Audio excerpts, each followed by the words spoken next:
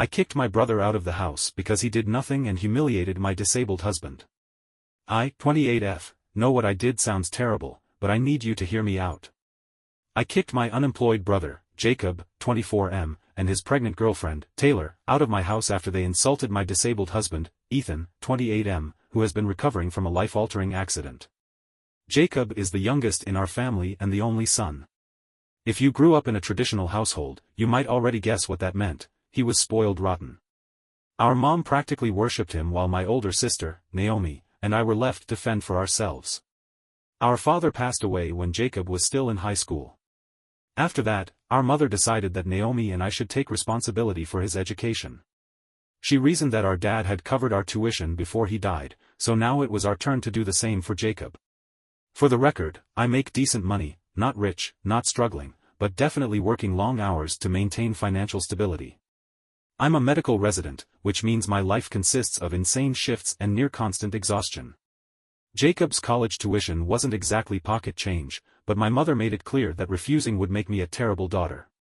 And since I had no intention of fighting her battles at the time, I let it go. I didn't even see my share of our father's inheritance, it all went straight to Jacob. And what did my brilliant little brother do with his golden opportunity? He wasted it. After graduating, he attempted to start a business with the money that was supposed to be for all of us. And of course, it failed. Spectacularly. Naomi was furious when she found out. Not only had Jacob burned through his own share of the inheritance, but he had also spent hers. And trust me, if you know anything about the dynamic in traditional families, you know that the eldest daughter gets it the hardest. After his failed business venture, Jacob decided to job hunt, but it had already been 2 years, and he was still unemployed. Then, to top it all off, he and Taylor got pregnant by accident. Our mom wasn't exactly thrilled, but she wasn't against it either. However, she still treated Jacob like he was the golden boy and, because of that, his problems became my problems. She asked me, her newlywed daughter, if Jacob and Taylor could stay with me for a while since I lived in a city where it was easier to find jobs. At first, I resisted. I knew this would be a bad idea. But when I mentioned it to my husband, Ethan, who is quite literally an angel, he told me we could figure something out. Before I get into how that turned out to be one of my worst mistakes, let me tell you a bit about my husband. Ethan and I have known each other since middle school. He was always a bright, active, and kind person, the kind of guy who was constantly outdoors, hiking, playing sports, and just living life. Then, about 2 years ago, he got into a devastating accident. It left him in a coma for 2 weeks, and when he woke up, he had lost almost all of his motor skills. He had to relearn how to do everything, from walking to even holding utensils. It was heartbreaking to watch. His job didn't keep him after the accident. He was let go because he physically couldn't return to work. Fortunately, his parents are very well off, and they gifted him a rental property, which helps him bring in some passive income. Even though we weren't struggling financially, I watched him fall into a deep depression. He had lost everything that made him feel like himself, his job, his active lifestyle, his independence. For a long time, he was in a really dark place. I proposed to him when he was at his lowest because I promised myself that if he woke up, I would stand by him no matter what. And I did. He couldn't walk properly for almost a year, and even now, he still relies on a cane and struggles with standing for long periods. But in the last few months before our wedding, I saw a change in him. Ethan found a new passion, cooking and baking. It became his therapy, his outlet. He became obsessed with learning new recipes, experimenting with techniques, and even considering turning it into a business. We remodeled our kitchen just to fit his ever-growing collection of baking tools. Now, almost a year into our marriage, he's actively researching how to get a permit to start a small bakery. And honestly, I love seeing him excited again. Even if it means eating nothing but sourdough bread for 3 weeks straight. So, when my mother begged me to take Jacob and Taylor in, I turned to Ethan. I asked him if we could rent one of his properties to Jacob.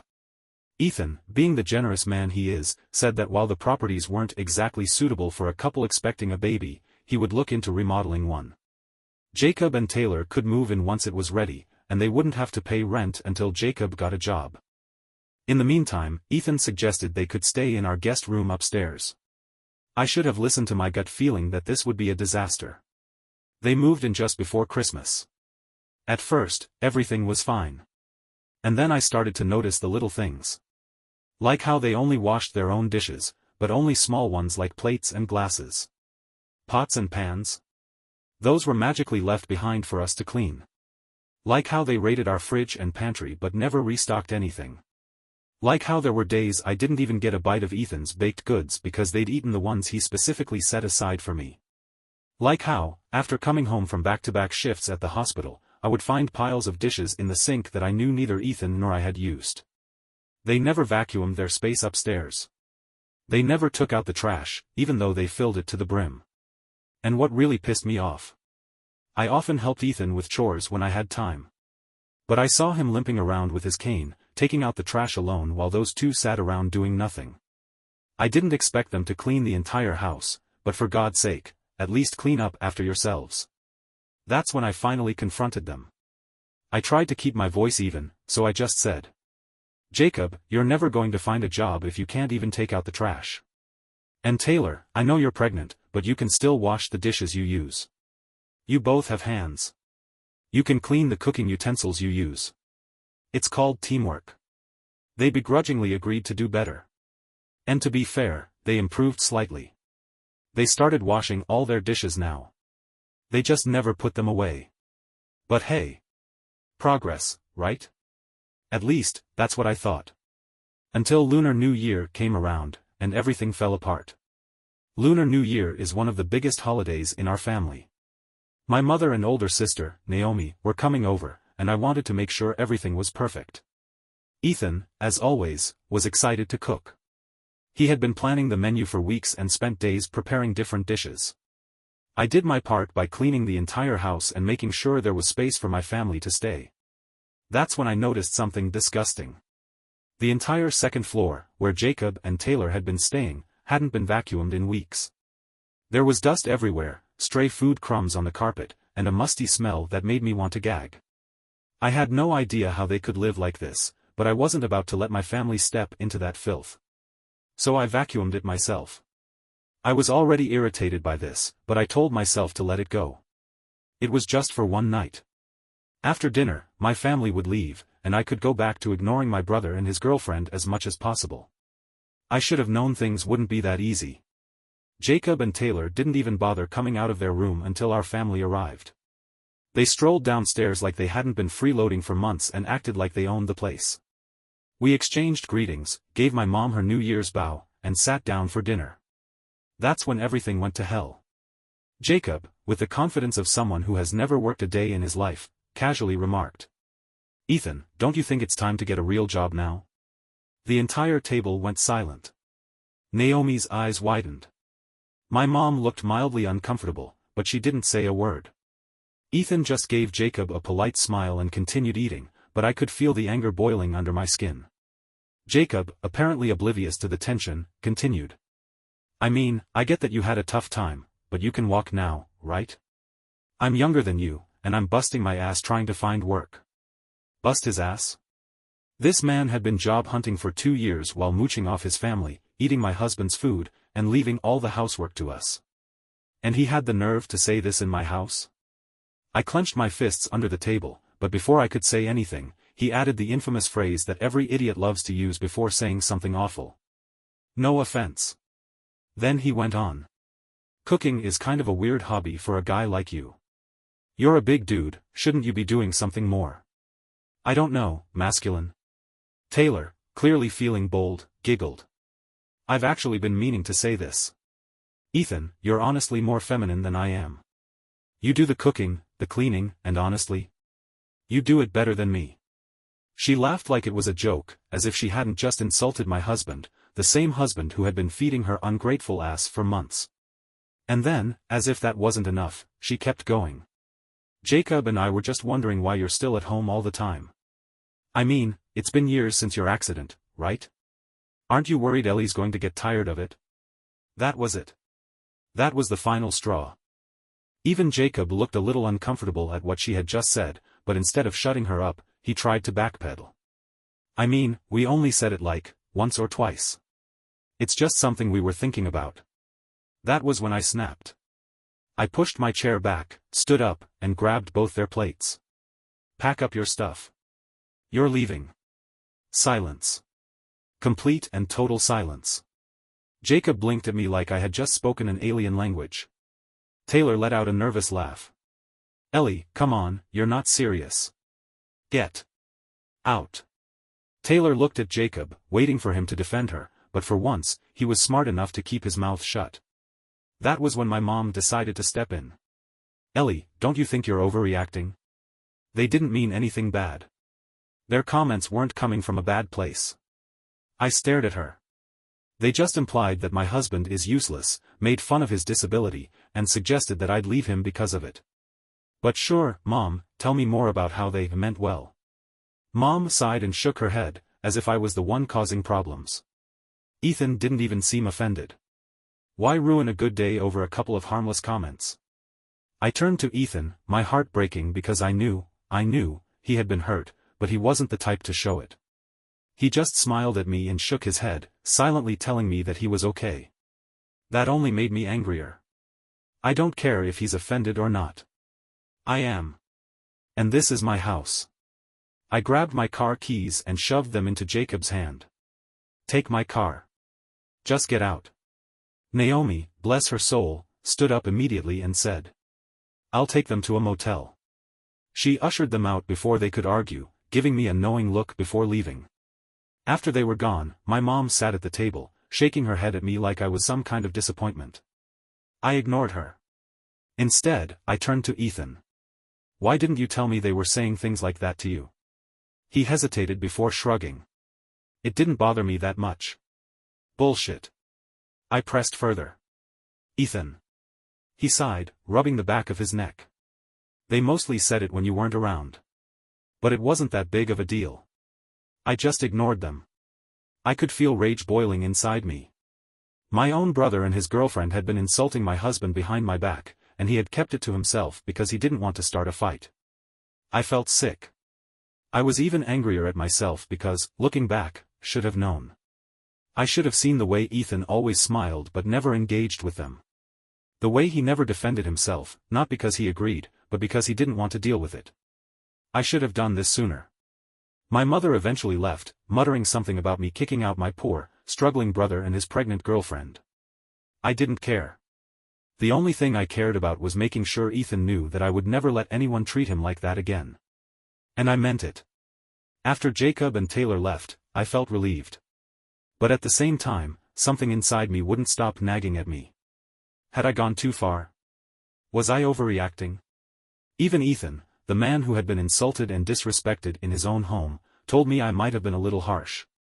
And the way my mother reacted? The way she shook her head at me, muttering about how I had thrown out my struggling, pregnant brother? It got to me. I knew what I did was justified. They had taken advantage of our kindness, treated Ethan like less than a man, and never once showed appreciation for everything we had done for them. But still. I started to second-guess myself. Then the phone calls started. It didn't take long for my mother to start calling me non-stop. At first, I ignored her. But after the 10th call, I finally picked up, bracing myself for what I knew was coming. Ellie, I don't understand how you could do something so cruel. I sighed. Here we go. Mom, I don't want to argue with you about this. No, you're going to listen. Jacob and Taylor are struggling, Ellie. You should have been more patient. You didn't have to kick them out over something so small. Something so small? Mom, they were mocking Ethan. Oh, come on, Ethan didn't even seem upset. Why are you more offended than he is? I clenched my jaw. Because it's not about whether he was upset or not. It's about the fact that it was disrespectful. They insulted him while they were living rent-free in our house, eating his food, while he was the one taking out the trash and cleaning up after them. Mom sighed. I just don't think you thought this through. Jacob is your brother. Taylor is pregnant. Where are they supposed to go? Not my problem. She gasped. Like I had just slapped her. Ellie. How can you say that? Because it's the truth, Mom. I have my own family now. Ethan is my family. And I will not let anyone, not even my own brother, disrespect him in his own home. Silence. Then, finally, she spoke. So that's it? You're choosing him over your own blood? I let out a bitter laugh. Mom, I chose him the day I married him. That's how marriage works. You expect me to prioritize my brother over my husband? Over the man who has done nothing but love and support me? That's never going to happen. Mom let out another long sigh. I just hope you don't regret this one day, Ellie. And with that, she hung up. I stared at the phone for a long time, feeling a mixture of anger, sadness, and exhaustion. Did I regret it? Not at all. But that didn't mean it didn't hurt. Later that night, Naomi called me. So, did Mom give you the "you'll regret this" speech? She asked dryly. I chuckled. Of course. Classic. She pulled that one on me too after I called Jacob a selfish little leech. Wait, what? When did that happen? Oh, right after I dropped them off at the motel. Taylor wouldn't stop whining about how she felt so unwelcome, and how you were so dramatic. So I reminded them that they were homeless because of their own actions. Jacob got all defensive, and I might have lost my temper a little. I laughed. God, I love you. Love you too, sis. And for the record, you didn't overreact. You should have kicked them out way sooner. That made me feel better. At least someone was on my side. The next night, Ethan and I sat on the couch together, scrolling through our phones. Every once in a while, he'd glance at me, like he was waiting for me to say something. Finally, I broke the silence. Be honest. Do you think I was too harsh? Ethan sighed and set his phone down. I think, you did what you thought was right. That's not an answer. He hesitated, then finally said. I just don't want you to regret cutting off your family. I know how much they mean to you. I looked at him carefully. And you? How do you feel about it? He smiled a little. Honestly? I'm glad you stood up for me. But I wasn't bothered by what they said. I frowned. Why not? He shrugged. Because I know it's not true. I don't need validation from people like them. I have you, Ellie. And that's enough for me. I felt a lump in my throat. This man, this amazing, kind, strong man, had been mocked and belittled by my own family. And yet, he had never once spoken badly about them. He had never once fought back. Because he didn't need to. Because he knew who he was. And more importantly, because he knew who we were together. I reached out, took his hand, and squeezed it. You are the best thing that's ever happened to me, Ethan. He chuckled. I know. I rolled my eyes, but I couldn't stop the smile on my face. Maybe my mother was right. Maybe I would regret this one day. But I doubted it. Because as long as I had Ethan, I knew I had made the right choice. After my mom's call, I decided to take a step back and really think about everything that had happened. I had spent years putting up with my family's favoritism. I had been forced to sacrifice for my brother while he gave nothing in return. And when I finally set a boundary, when I finally stood up for my husband, I was suddenly the bad guy. No. I wasn't doing this anymore. For the first time in my life, I was going to prioritize myself and my husband over my so-called family. So I blocked Jacob. Then I blocked my mom. And just like that, I was done. A few days later, I got a text from Naomi. Naomi, Mom just called me. She's losing her mind because she can't reach you. Apparently, she tried to call Ethan, too? I groaned. Yep. He told me. He ignored it. Naomi, good. But, you might want to hear what she said. Oh God. What now? Naomi, she was asking if the rental property Ethan was planning to renovate is still available. I blinked. Excuse me? Naomi, yep. She wanted to know if Jacob and Taylor could still move in once the renovation was done. I laughed out loud. Was she serious? After everything that had happened, she really thought I'd still be willing to let them move into a place that Ethan owns? The audacity was insane. Please tell me you told her to get lost. Naomi, I told her I'd pass the message along. But yeah, that was my way of saying, hell no. I shook my head, still laughing. You know what? I won't even reply. She's already blocked, and I have no interest in unblocking her just to tell her something she should already know. Naomi sent back a bunch of laughing emojis. Proud of you, sis. About damn time. And just like that, I officially washed my hands of my mother's nonsense. That night, as Ethan and I lay in bed, I told him about my mom's ridiculous request. He raised an eyebrow, clearly amused. She really thought I'd still let them rent the place? Apparently. He chuckled, shaking his head. So, what are you going to do with it now? Still renovate it. But instead of letting them live there, we'll find someone who actually deserves it. He smiled. Good choice. I turned to him, feeling lighter than I had in years. Do you think I made the right decision, cutting them off? He was silent for a moment, then he reached over and gently took my hand. Ellie, you've spent your whole life putting them first. It's okay to put yourself first now. It's okay to choose us. I felt a lump in my throat. Because he was right. For the first time in forever, I was choosing my happiness over my family's expectations. And it felt damn good. A couple of months passed. Life went back to normal. Ethan continued working on his bakery plans, and I finally got some peace in my own home. Then, one day, Naomi called me. You are not going to believe what just happened. Oh no. What now? She snorted. Mom called me again. She's pissed because Jacob and Taylor had to move back in with her. I raised an eyebrow. Wait, you mean they didn't get a place of their own? Nope. Turns out, even after all this time, Jacob still hasn't found a job. And Taylor? She's complaining non-stop about how Mom's house isn't big enough for a baby. Mom's miserable. I burst out laughing. Karma had finally come knocking. Jacob had burned through his inheritance. He had wasted every opportunity he had been given. And now? He was back at square one, leeching off our mother just like he had leeched off me. Let me guess, I said between laughs. Mom wants me to come to the rescue? Bingo. She said, and I quote, Ellie needs to let this grudge go and be there for her family. I rolled my eyes. Yeah, that's never happening. Figured as much. Just thought you'd enjoy the update. Oh, I did. I really, really did. And I meant it. Because for once, I was not the one suffering for Jacob's mistakes. Mom had spent her whole life catering to him, enabling him, and making excuses for him. And now? She could deal with the consequences of her own choices. Because I was done.